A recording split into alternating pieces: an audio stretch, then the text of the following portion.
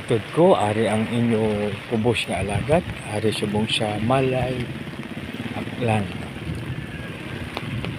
Ini siya, no? So, maulan-ulan subong, pag sa Mailonggo, ginatawag ini nga dabo-dabo, o kaya talitsi, talithisya, o kaya sa Tagalog naman ay, ano siya, no? Ambon-ambon po. O ambon-ambon pag sa mga sa wikang Tagalog. So, dabo-dabo. Dabo-dabo pag sa Ilonggo, kaya talithi. Sa Tagalog po ay ambon-ambon. Ibig sabihin na ulan na hindi malakas. So, ito po makibigan. Balikan ko po pangina yung inaano, no?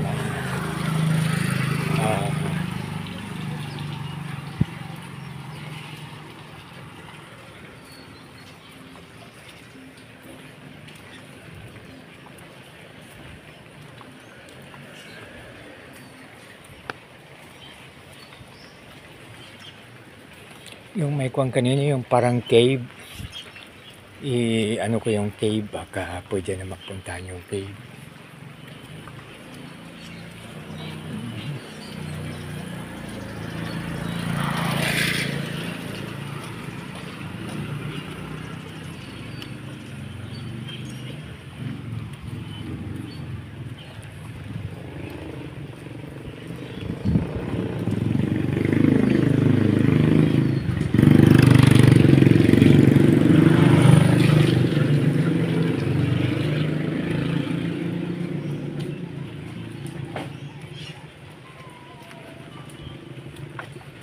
Baka mahirap o baka pwede hindi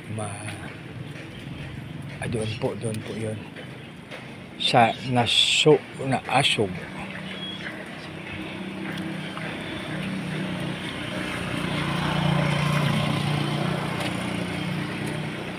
Dito naman ako dadaan po sa nausog. So ito po ang municipality of Malay, province of Aklan. Pero kasama siya sa Capiz. Parang hindi ko makapaliwanag kung paano, no?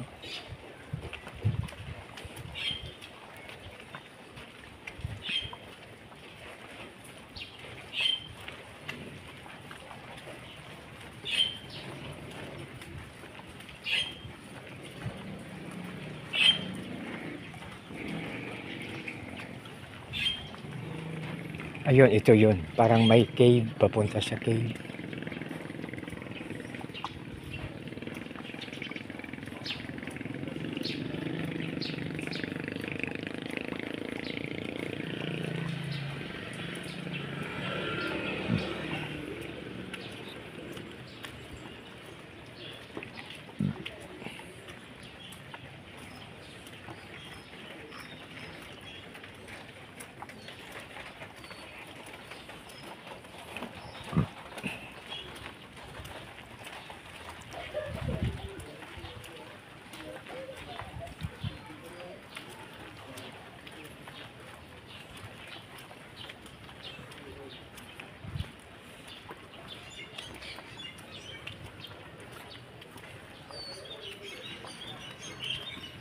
Ito ay Pangihan Cave.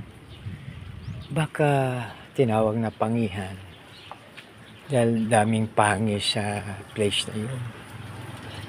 Kasi ang mangga po sa Ilonggo ay pangi. Diba, manghingi tayo ng mangga. Mangayo ako siyang pangi.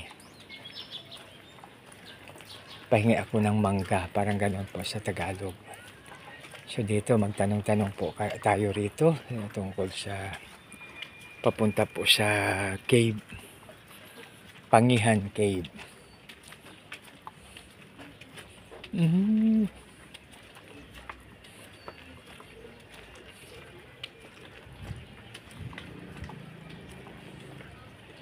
Ayan, no? So parang may trail sign siya eh. Maganda sa dahil may trail sign.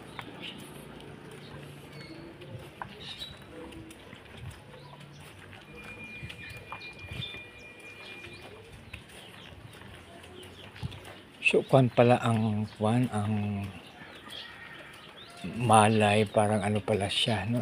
Sa gitna siya ng mga bundok, parang valley. Valley po siya.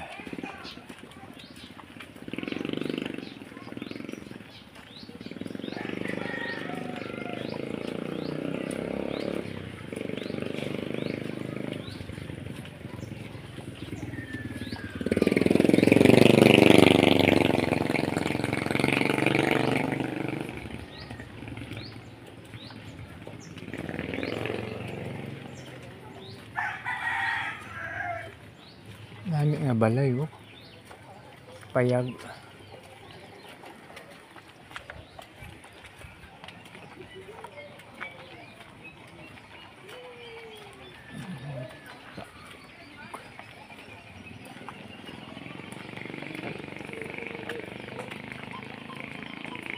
Pangihan Cave.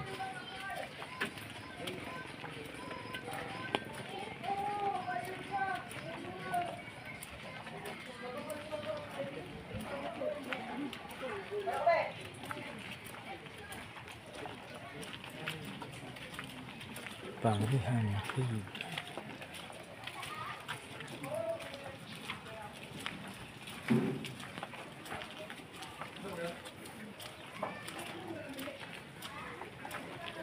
Ano pa siguro?